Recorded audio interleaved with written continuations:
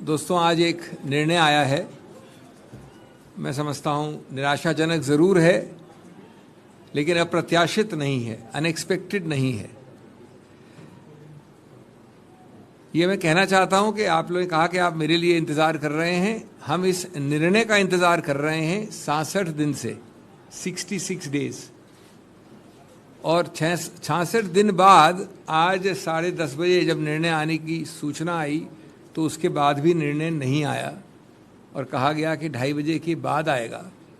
और 2:30 बजे के बाद ये अभी इस कमरे में आने से 10 मिनट पहले मिला है हमको। तो इसलिए हम भी आपकी प्रकार इंतज़ार कर रहे थे, और इसलिए मैं निर्णय को अंत में टिप्पणी करूंगा, क्योंकि मैंने भी अभी 10 मिनट पहले ही इसको सरसरी तौर पे देखा है। जैसा कि आपको याद है, ये अपील 25 अप्रैल को फाइल की थी हमने हाई कोर्ट में, उच्च न्यायालय में, और 29 अप्रैल को और 2 मई को सुनवाई हुई। उसके बाद आरक्षित हुआ, और आरक्षित होने के बाद 2 मई से आज 7 जुलाई को 66 दिन बाद आया है निर्णय। मैं निर्णय में आने से पहले चार चीज़ें कहना चाहता हूं शुरू में। नंबर 1, विनम्रता से मैं कहूँगा कि ये जो कानूनी जूरिस्प्रूडेंस गुजरात से हमको मिली है, इसमें भी और सेशंस कोर्ट में भी, मैं समझता हूँ वो अद्वितीय है, क्योंकि उसका कानून में और कोई मिसाल नहीं है, बेमिसाल है। समांतर और कुछ नहीं है इस सब्जेक्ट में मानहानि के। मैंने पहले जो 2-3 बार आपके समक्ष वार्ता की, मार्च में भी और अप्रैल में भी इसी विषय में, तो मैंने आपको बताया था कि किस प्रकार एक पूरे समुदाय को, जो बेढब है, अपरिभाषित है समुदाय, उसके बारे में मानहानि प्रमाणित करना करीब करीब असंभव है। हमने ये सीधा उस में 3 और दोनों उच्च न्यायालय में और निचले कोर्ट में भी कहा, एक सरल प्रश्न कि जो ये याचक हैं, शिकायतकर्ता हैं, वो खुद कैसे मानहानि के शिकार हुए, ये कृपया बताया जाए। आज तक इस प्रश्न का उत्तर आज वाले निर्णय को मिलाकर अभी तक नहीं आया है कि इन व्यक्तियों की मानहानि कैसे हुई। दूसरा प्रश्न मैंने रखा था आपके समक्ष कि इस ऑफेंस का, इस पूरे कार्रवाई का एक अभिन्न अंग है द्वेष, मैलिस। न इस निर्णय ने, न पहले निर्णय ने किसी रूप से आपको बताया कि कैसे और कहां से द्वेष आता है इसमें। और वो पूरी स्पीच जो माननीय राहुल गांधी जी की है, उस पर देख लिया जाए, 2 वाक्य हैं, उस पर कहां से द्वेष आता है, और उसका उत्तर भी नहीं दिया गया निर्णय में। और तीसरा भी मैंने एक प्रश्न उठाया था कि इससे याचककर्ता, शिकायतकर्ताओं को किस प्रकार से नुकसान, डैमेज, लॉस हुआ है, उसका भी, तीनों प्रश्न ये बिना जवाब के हैं। आज मैं समझता हूं एक भी मिसाल नहीं है किसी कोर्ट कचहरी की जहां पर इस प्रकार का एक जनरल वाक्य पूरे समुदाय के हर अंग को, हर व्यक्ति विशेष को लागू किया गया है। किसी भी केस में ऐसा कन्विक्शन नहीं हुआ है, और कन्विक्शन के बाद कन्विक्शन का सस्पेंशन नहीं होना भी कहीं नहीं हुआ है। अभी तक हमें इसका औचित्य इस निर्णय में भी नहीं मिला है। दूसरा एक और पहलू है कि बार बार जिक्र किया जाता है राहुल गांधी के और अन्य केसेस के बारे में। तो श्री राहुल गांधी और अन्य केसेस जो मानहानि के हैं या जो और हैं, किसी में भी दोषी नहीं ठहराए गए हैं। वो एक अभियुक्त हैं कुछ और केसेस में। एक अभियुक्त की हैसियत से उनके ऊपर ये टिप्पणी करना बिल्कुल गलत होगा, और बार बार इस निर्णय में भी इसका जिक्र होता है कि किसी अमुक केस में उनके विरुद्ध कुछ ऐसी चीज़ है, लेकिन वो किसी में भी दोषी नहीं ठहराए गए हैं। तीसरा, ये जितने और केसेस की बात होती है, उसका स्रोत, उन सबका स्रोत एक ही है।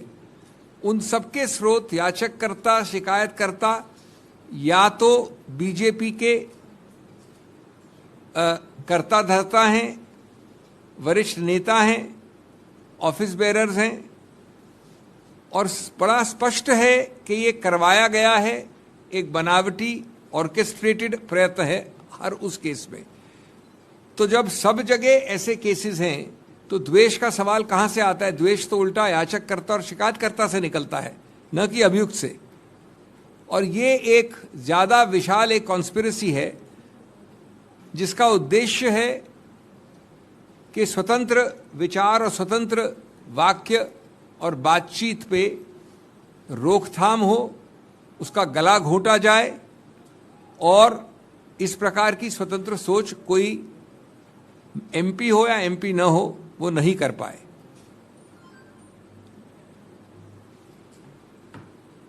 एक और विचित्र बात है, आज सुबह 10:30 बजे जब घोषणा हुई कि निर्णय आने वाला है, यद्यपि आया अभी 10 मिनट पहले, तो जिक्र किया गया वीर सावरकर के बारे में। यानी इस निर्णय का जो अभी हमने देखा है, पैरा 63 में वीर सावरकर के एक केस का जिक्र है। रोचक बात यह है कि यह वीर सावरकर का केस दायर ही हुआ है 12 अप्रैल 2023 को, और श्री राहुल गांधी का दोषी ठहराना निचले कोर्ट्स द्वारा उससे 1 महीने पहले 23 मार्च को हुआ था। इसके बारे में कोई प्लीडिंग नहीं है, जिरह लिखित रूप से नहीं हुई इसके ऊपर। जब मामला खत्म हो रहा था अंतिम दिवस पे 2 मई को जब मैं गया, तो अंत में दूसरी तरफ के याचक ने इसका जिक्र किया है कटिंग देके, अखबार की कटिंग। आश्चर्य है, अचंबा है, लेकिन जैसा मैंने कहा पूरी प्रकार से अप्रत्याशित नहीं है कि ये एक मेजर प्रमुख आधार बन गया है निर्णय का। एक ऐसी चीज जिसमें एक आरोप लगाया, सिर्फ आरोप है, कोई दोषी नहीं है, 1 महीने बाद ओरिजिनल कंप्लेंट के। मैं ये भी कहना चाहूंगा कि इस बारे में कोई आपको गलतफहमी नहीं होनी चाहिए कि जो ये मूल मुद्दा है, सिद्धांत है इस केस में, वो हम सबको, हम एक एक व्यक्ति को असर दुष्प्रभाव करता है, इन्वॉल्व हम सबको करता है। ये सिर्फ किसी एक व्यक्ति विशेष या राहुल गांधी या इनका या मेरा या आपका केस नहीं है। क्यों? क्योंकि ये उस अखाड़े की बात है जो स्वतंत्र बोलचाल का अखाड़ा है। ये उस अखाड़े की बात है जो स्वतंत्र अभिव्यक्ति का अखाड़ा है। और सबसे बात, जैसा मैंने कहा, मूल बात है कि वहां पर किस प्रकार से नियंत्रण हो, ये कंट्रोल फ्रीक सरकार का उद्देश्य है। उस अखाड़े पे किस प्रकार से रोकथाम हो, गला घोंटा जाए और उस पर बार बार प्रहार किया जाए, ये मूल मुद्दा है। मानहानि के कानून को पूरी तरह से दुरुपयोग किया गया है उस उद्देश्य को हासिल करने के लिए। हम पूरी कानून न्याय व्यवस्था में पूरी आस्था रखते हैं और उच्चतम न्यायालय में निर्बल बनाने का प्रयत्न है हमारे गणतंत्र और लोकतंत्र को। और जैसा मैंने कहा, गला घोटने का प्रयत्न है लोकतंत्र और गणतंत्र का। मैंने ये भी कहा था आपके समक्ष कि कितना भी आप प्रहार करें, इंटिमिडेशन, हैरेसमेंट करें, कितना भी आप जेल से डराएं, मैं नहीं समझता कि श्री राहुल गांधी इस प्रकार की चीज़ों से किसी रूप से कभी भी, उनका ट्रैक रिकॉर्ड दिखाता है, कभी डरे हैं। वो एक सत्य के राह के निडर यात्री हैं और वो बीजेपी का झूठ का पर्दाफाश करते रहेंगे, बार बार करेंगे। मैं ये भी समझता हूं कि ये इस प्रकार का झूठ का जो पर्दाफाश किया जाता है, उससे ये सरकार बौखलाई रहती है, घबराहट में रहती है, चाहे वो डिमोनेटाइजेशन का मुद्दा हो, चाहे वो चीन का मुद्दा हो, आज की जो आर्थिक दुर्दशा है उसका मुद्दा हो। और इसीलिए उसको भुलाने, छुपाने, डाइग्रेस करने के प्रयत्न आप बार बार देखते हैं। हमें विश्वास है अंत में कि न्यायपालिका सत्य का ही साथ देगी। अहंकारी सत्ता को अंत में एक कड़ा जवाब मिलेगा हमारे अंतिम निर्णय से, जिसकी तरफ हम अग्रसर होंगे अब उच्चतम न्यायालय में। दोस्तों, मैं एक चीज़ और कहना चाहता हूं। जो जजमेंट अभी 10 मिनट पहले हमें मिला, जो 67 दिन बाद मिला, उसमें 2-3 स्पेसिफिक मुद्दे हैं जो आप भी पढ़ेंगे बाद में, लेकिन मैं आपका ध्यान आकर्षित करना चाहता हूं कि पैरा 43 और एक दो और पैराज में इस प्रकार से लिखा गया है जैसे ये जो राहुल गांधी ने 1-1.5 वाक्य कहा, ये भारत का सबसे जघन्य अपराध है। और उसके बाद वाले पैरा 45 में ये भी कहा गया है कि ये वाक्य अपने आप में मॉरल टर्पिट्यूड भी है।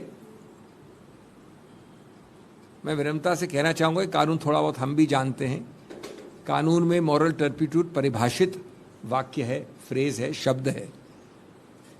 कभी भी इस प्रकार का वाक्य जो कभी मानहानि मान भी लिया जाए, वो एक ऑफेंस हो सकता है जब तक कि उच्चतम न्यायालय निर्णित न करे, लेकिन मॉरल टर्पिट्यूड दूर दूर से नहीं हो सकता। इसमें क्या मॉरल टर्पिट्यूड है मैं जानना चाहूँगा। वो कुछ नहीं बताया आपको। पैरा 45 में कहा है कि हम इसको मॉरल टर्पिट्यूड भी मान सकते हैं और मानते हैं। अगर ये चीज़ें हो सकती है मॉरल टर्पिट्यूड, तो मैं नहीं समझता। और उसके पहले वाले पैरा 43 पे 43 में ऐसा एक पिक्चर दिखाई गई है जैसे कि बहुत ही जघन्य अपराध किया है। ये क्लियरली, ये बड़े स्पष्ट रूप से बहुत मुख्य प्रमुख गलतियां हैं जो हम समझते हैं उच्चतम न्यायालय ठीक करेगा। तीसरा पहलू है कि बार बार ये कहा गया है कि ये एक वाक्य उस पूरे समुदाय के हर अंग को की मानहानि करता है। जो हमने तथ्य दिए कि कितने कितने विभिन्न अंग हैं, ये समुदाय अपने आप में परिभाषित नहीं है। अगर समुदाय को लेकर उसके कितने कितने अलग अंग हैं, उसके हर व्यक्ति को कैसे मानहानि हो सकती है। और सबसे बड़ी बात कि अगर ऐसा है तो कभी नहीं हो सकता कि उस पूरे अपरिभाषित समुदाय का कोई व्यक्ति उठकर लोकस होता है, हैसियत रखता है कि वो कोर्ट जा सके। 13 करोड़ लोग हों या 10 करोड़ लोग हों, उनमें से कोई भी शिकायतकर्ता बन सके, इसका कोई उत्तर नहीं दे पाया है ये निर्णय जो आज आया है। जैसा मैंने कहा, पैरा 63 में सावरकर का जिक्र है, एक ऐसी कंप्लेंट जो 1 महीने बाद इस आज वाली कंप्लेंट के फाइल हुआ और जिसकी बहस हुई नहीं। अंत में आखिरी दिन 2 मई को एक न्यूज़पेपर कटिंग दी गई। ये कानून की बहस का परंपरा नहीं होती, उसको प्लीड करना पड़ता है, लिखित रूप से अंदर लाना पड़ता है पूरे समावेश में। तो ये सब जो हैं, और इसके अलावा मैं आपको तकनीकी रूप से नहीं कहना चाहता, कई और पृष्ठ हैं। पैरा 56 है जिसमें कि कहा गया है कि 499 यानी मानहानि एक बहुत ही जघन्य अपराध है। देश के विरुद्ध समाज के कई बड़े बड़े अंग हैं जिनके सार्वजनिक कैरेक्टर को वो आघात पहुंचाता है। मैं नहीं समझता कि अगर ये था तो जो विधायिका थी उसने ऐसे ऑफेंस के लिए मैक्सिमम दंड 2 वर्ष रखा, जिसको इस पैरा 56 में जैसे कोई डेथ पेनल्टी का ऑफेंस बना दिया है माननीय जज ने।